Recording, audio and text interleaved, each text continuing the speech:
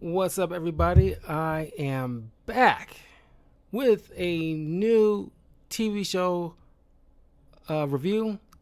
We'll be getting into season two, technically, depending on how you watch it on HBO Max, of the Batman 2004 series.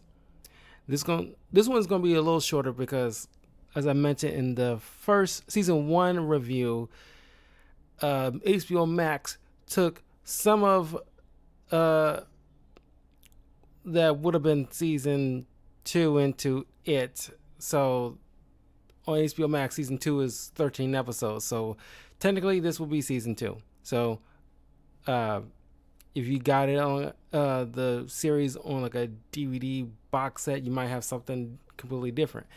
But in any way, before we continue, please leave a like, comment, subscribe to the channel, to my various platforms, and let me know what you guys think of the Batman TV series. Because, man, this is like, I argue, is right up there with Batman TAS as well as Batman Beyond in terms of quality. It's very, very good. And I just love the design of a lot of the characters in this show, very much so. So I'm going to go over as many of the episodes as I can that I really enjoy and talk about the ones that like a little less so. But yeah, and let me know in the comments below what episodes out of season two that you liked and disliked. And this is the introduction of Barbara Gordon Batgirl. Like I said, like my biggest cons out of this entire series is how they poorly mismanage Detective Yin, where they unceremoniously kind of ridden her out of the show without any particular reason. But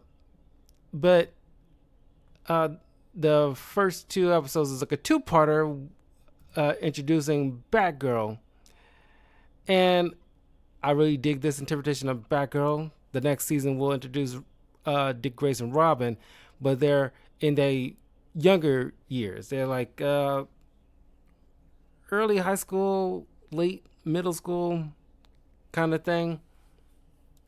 I say like it looked like they could have easily be at most eighth graders because they're relatively young, which makes sense because this particular Batman would be in his late 20s, getting into his early 30s. So it makes sense. And in terms of my favorite interpretation of Batgirl, she would be in the top five. Because the tippy top favorite would be the comic version of Batgirl as my favorite version of Batgirl. So we also are introduced with Poison Ivy, and in this particular series, their interpretation of Poison Ivy, which I really dig the design of her, where her hair is like a big billowy rose, and she's just like with the green body, she looks like a green stem with the hair being the petals. I thought that was like a clever design.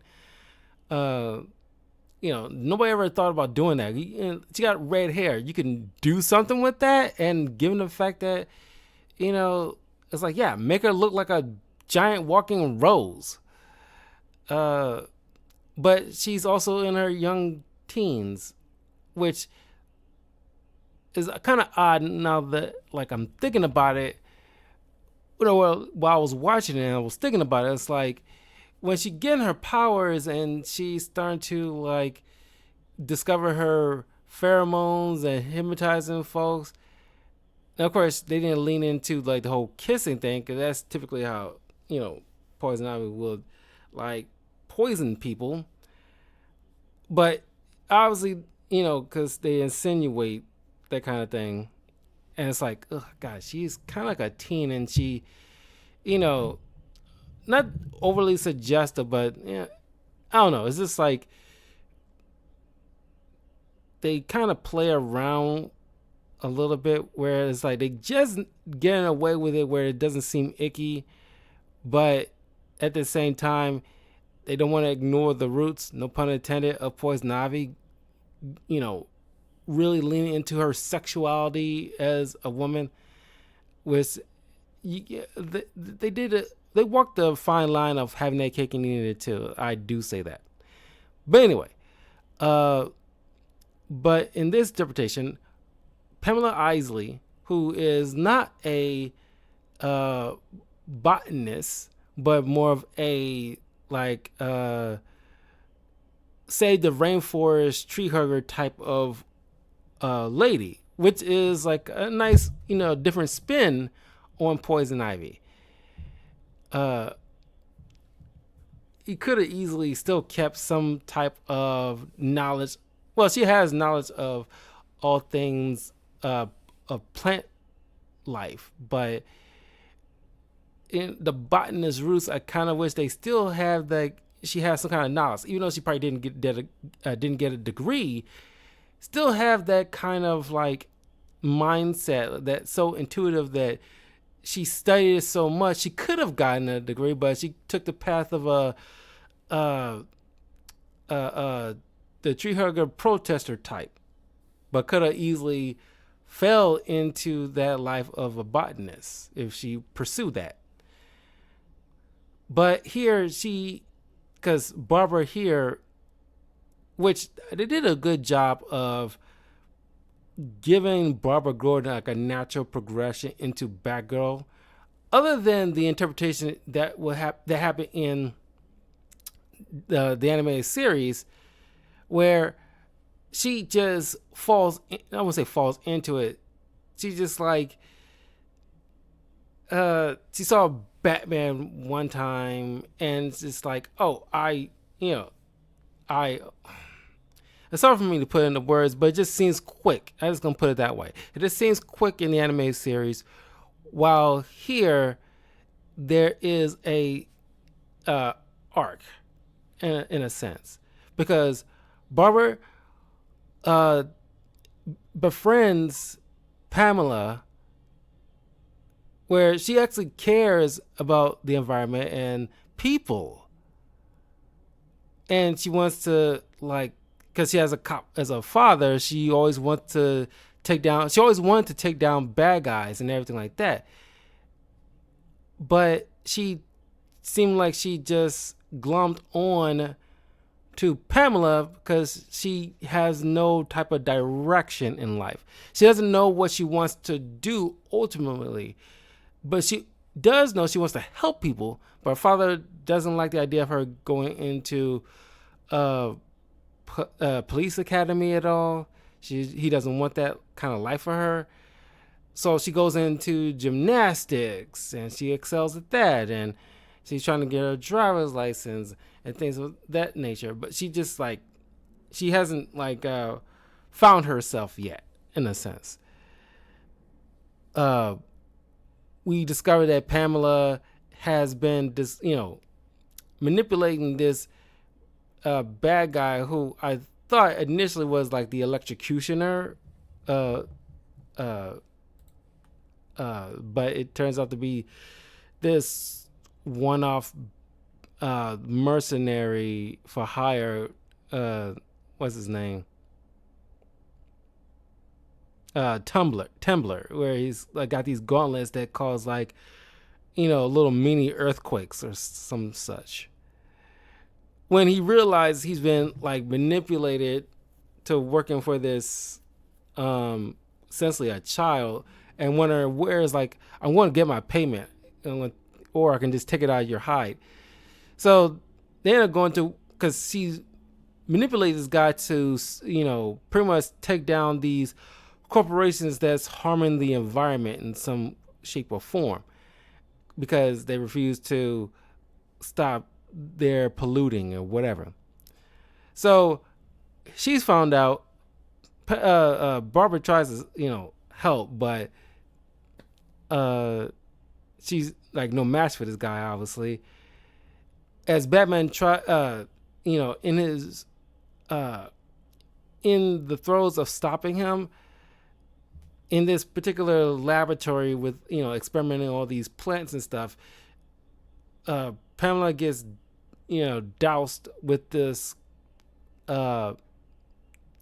manipulated soil, which eventually turns her into Poison Ivy, which I like the transformation where it's kind of like a incubation in this plant bulb thing, and she kind of blooms. But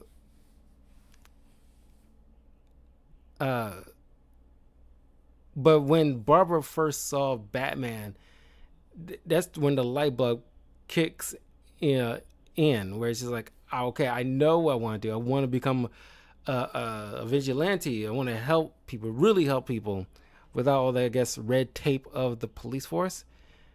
And I actually still think, just like in Batman Beyond, I actually still think that at some point in the future, she'll just become police commissioner officially. But anyway, hey, thanks for the follow, Carrie. I'm doing fine. So she does this little makeshift costume for herself. She got this little dinky little grappling hook, like not like what Batman has, where it's actually gas propelled. This one actually has like those old style, ropes attached to like a metal thing, and she just used it to like swing around the old fashioned way. Of course, Batman immediately knew he's the world's greatest detective. Immediately knew this was Barbara Gordon. He's like, stop all this. I will tell your father. Go home. And she, feels bad. It's like, God, I look like a total chump in front of like the local hero. But then she realized what, Pamela had turned into. So she has to latch on, especially after, Pamela, tries to take over the city.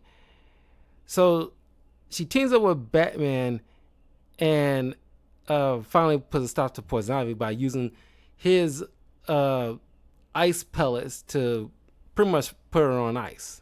So that's like a good two-parter. I'm from Chicago, man.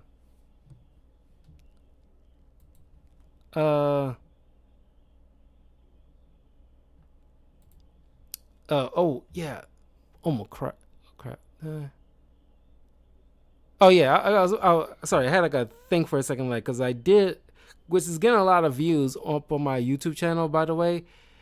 Where I ranked a lot of Batman's villains from F tier to S tier. And I made like a short little updated video because I forgot to include certain things. And I had to think for a second, like, did I put Poison Ivy on the... I did put Poison Ivy on the list. So if you want to check out my ranking video, it's up on my YouTube channel. The link's in the description. How's the weather? It's actually a very nice day today. It's very warm, though. We had like rain like a few days ago, but it's been pretty decent weather. It's going to be changing. That's going to change pretty soon. Like as soon as October hits around, and then we're going to start getting very breezy, chilly weather, which I like. I like the fall weather season. Anyway, next, another favorite episode of mine is, RPM, where now we got to deal with, which it would have been cool to actually make this an actual legit villain for the Batman's Rogues Gallery in the comics. Gearhead, which is the guy who got this, nanotech in his suit where he can just hijack any vehicle that he gets in and just shapeshift it into like a very slick yellow vehicle, something like Tron. I made a mention about how like Batman's tools and gear got kind of like a bluish neon to a lot of the gadgets, and I really love that type of design. That is just fits so well.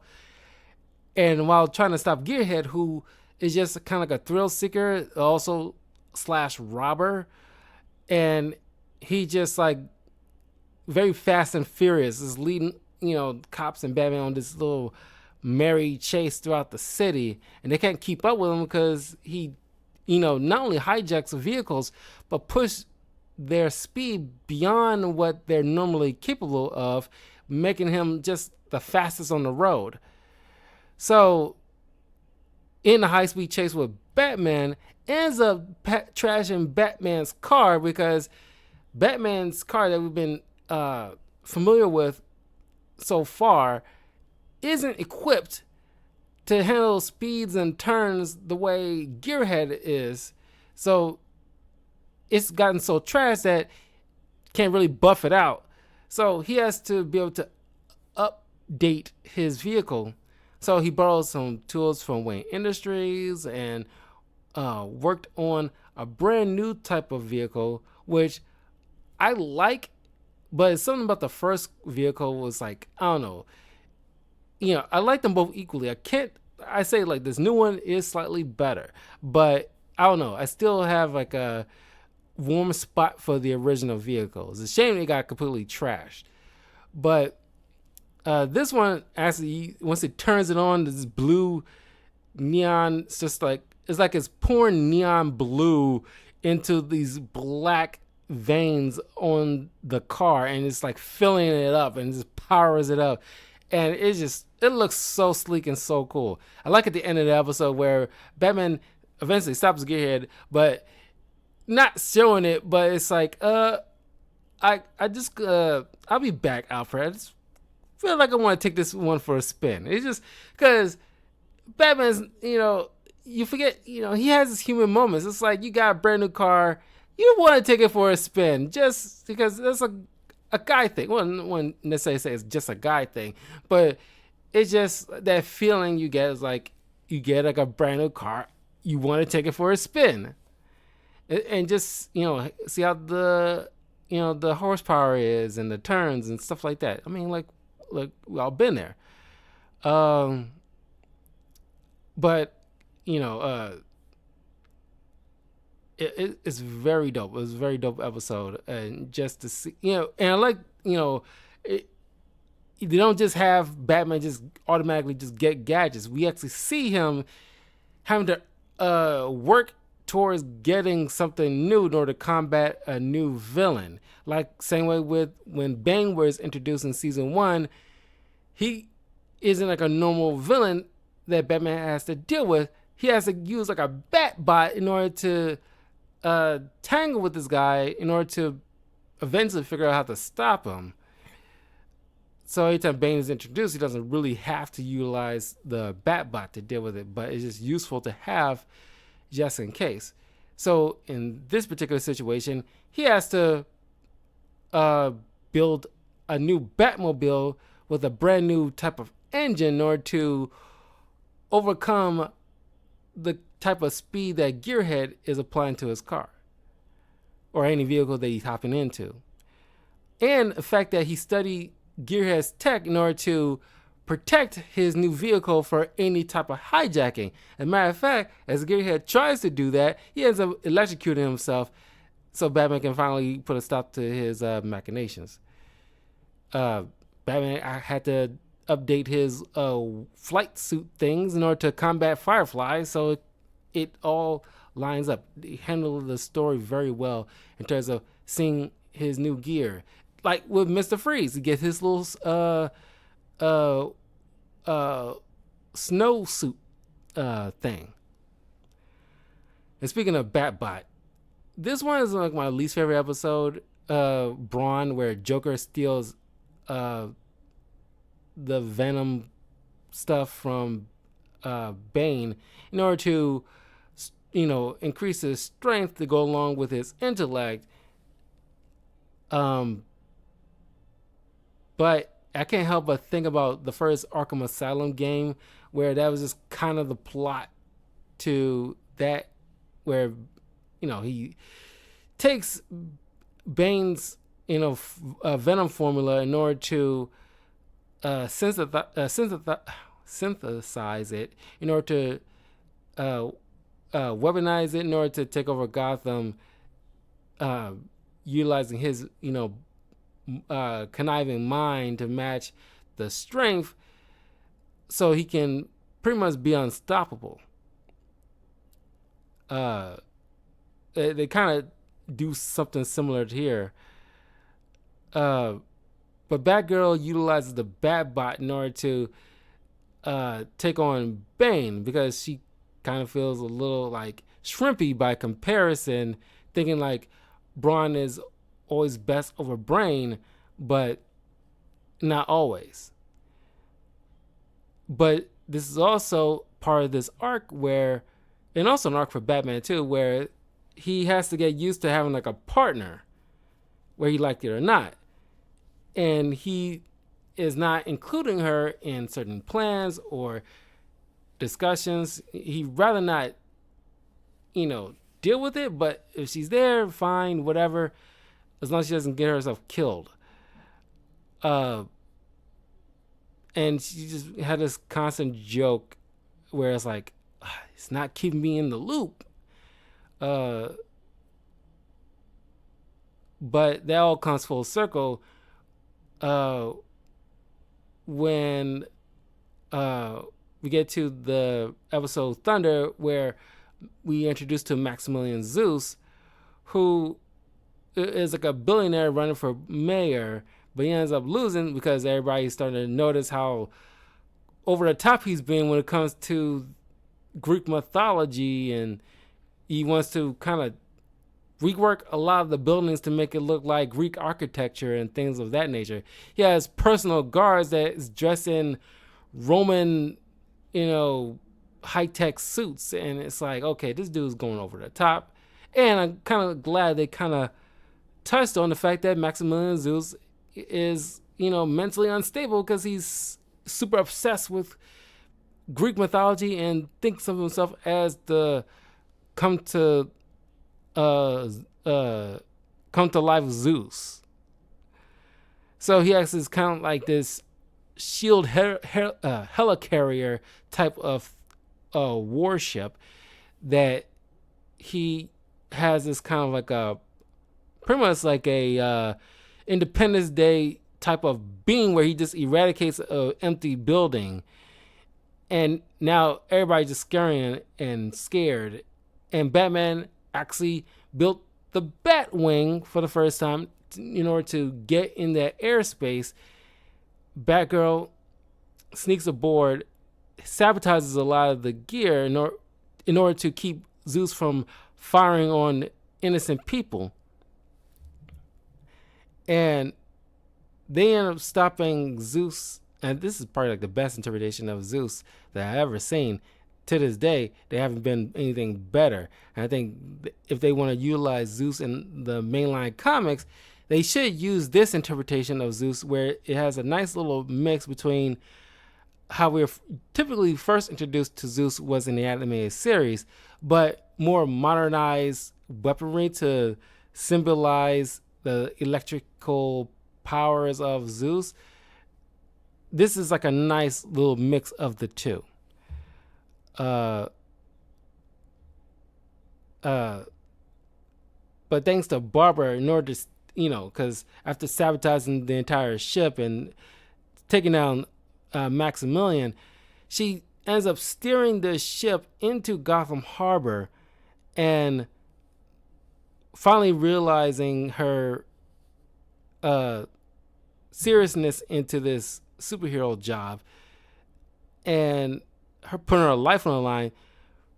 This shows that, okay, Batman thinks, okay, this girl has earned it. So he supplied her with updated gear for her to use so she can be a full-fledged Batgirl, and bringing her along, I guess eventually showing her the Batcave and actually legit training her like she's been asking to get some legit training.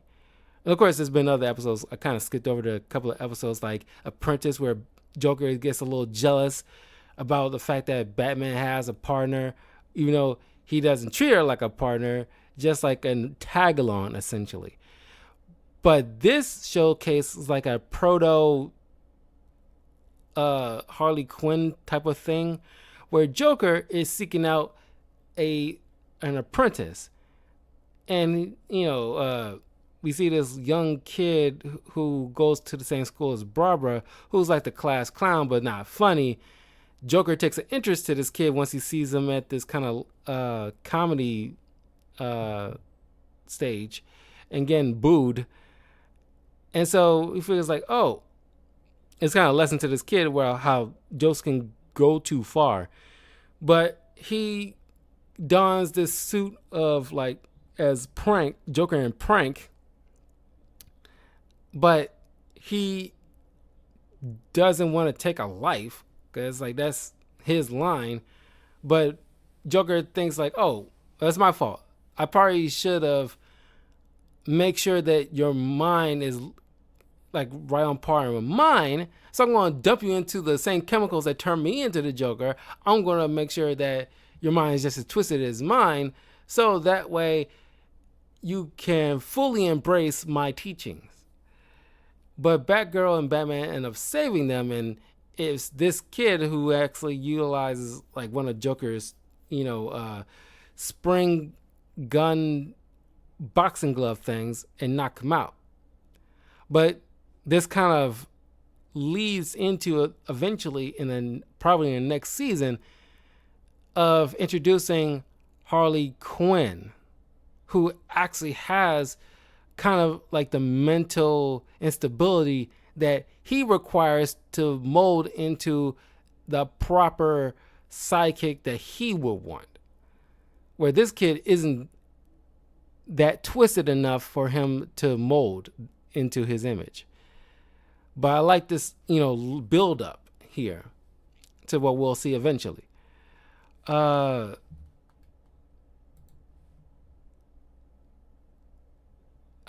lesser episode, Cash for Toys, with his discount toy man Cosmo Crank, voiced by Patton Oswalt, gets shut down. His funding gets shut down by Bruce Wayne because his toys are way too dangerous. One of them being like a flying saucer that kind of flies so crazy. The cops have to chase it down in order to get it, get the kid because it's on this roaming saucer down the street. So now Bruce Wayne life is being threatened by this guy. So he having to work around this guy who I think is this cop who's voiced by Patrick Warburton, who is named Cash. And I'm wondering if it's like it's like a different interpretation of Aaron Cash, who is kind of like one of those bad cops in the Batman Year One stories that worked with Jim Gordon when he first came to Gotham.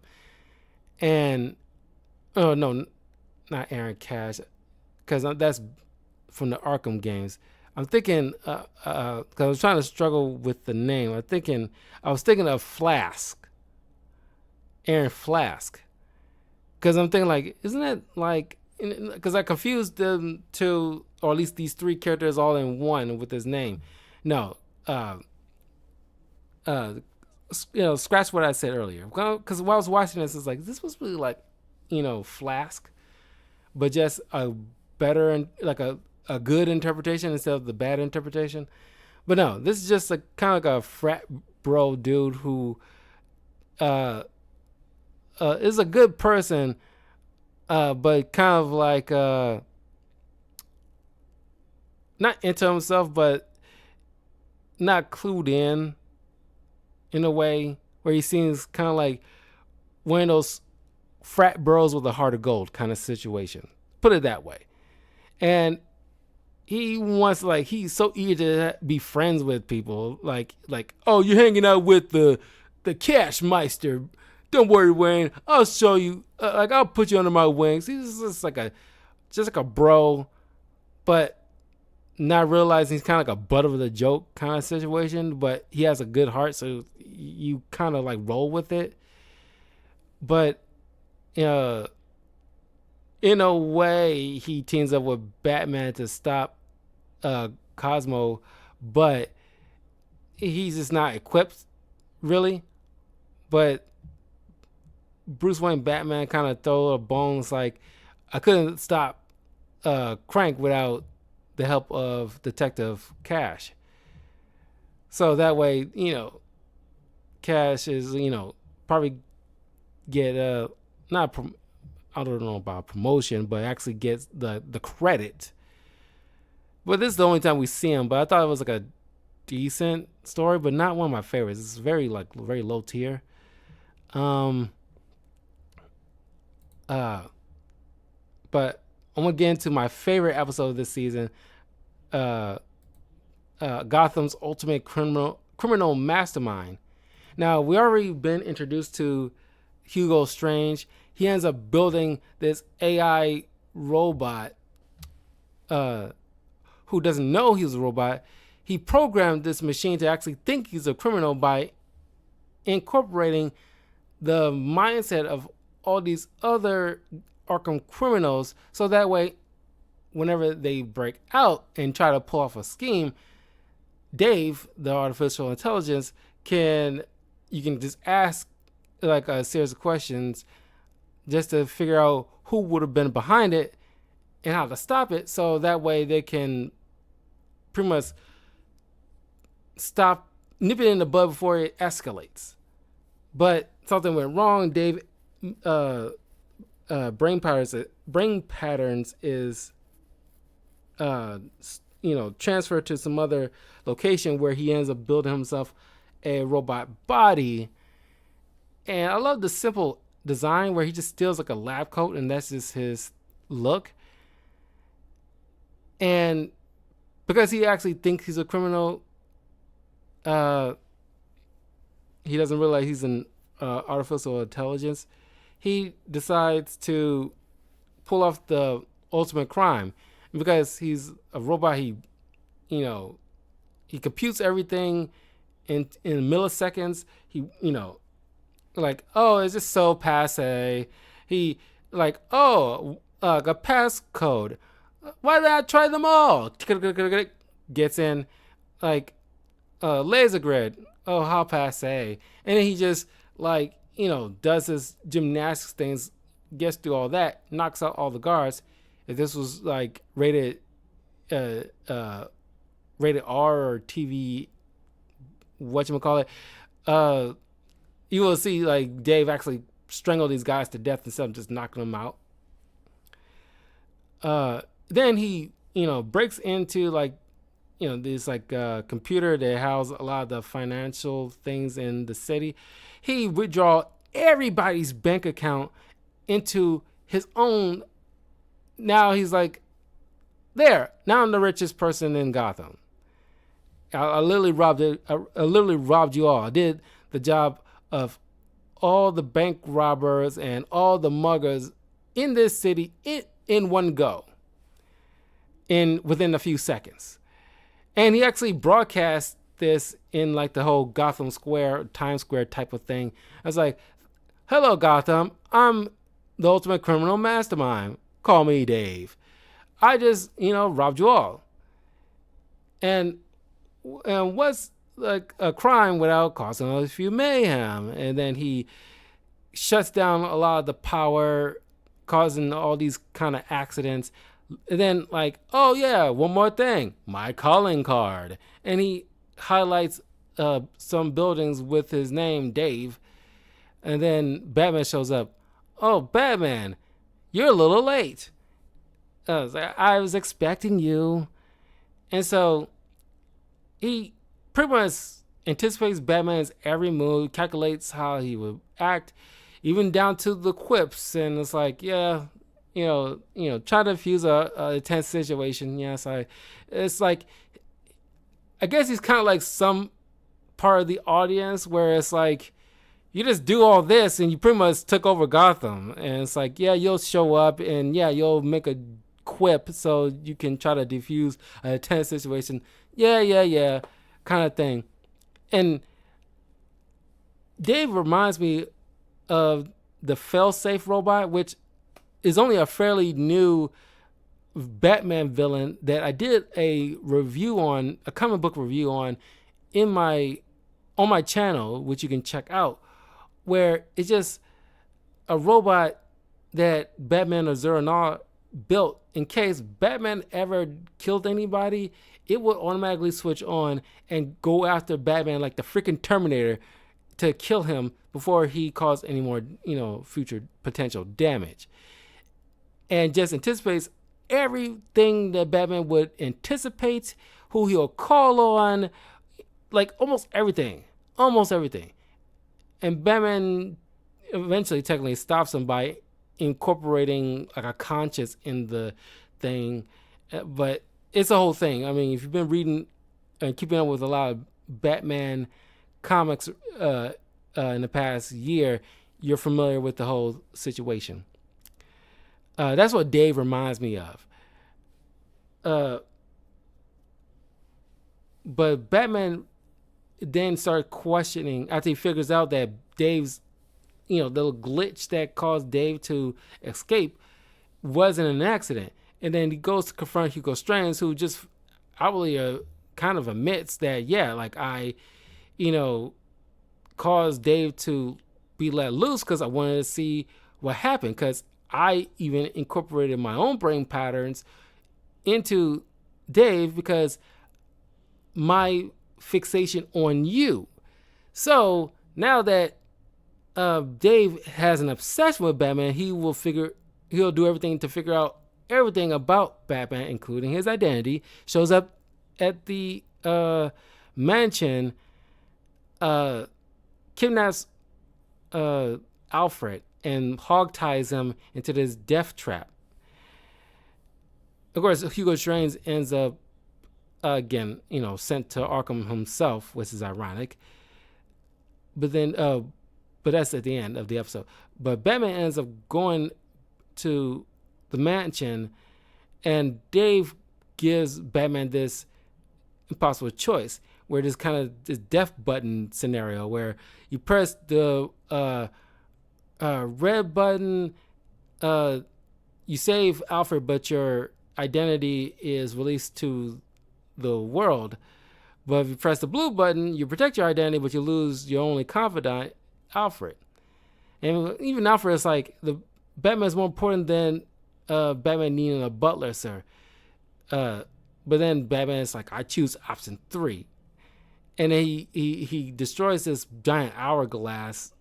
But Dave anticipates him trying to figure out a third favorable scenario. But while trying to get Alfred free, he cuts the bindings just enough to get so Alfred can just free himself. But then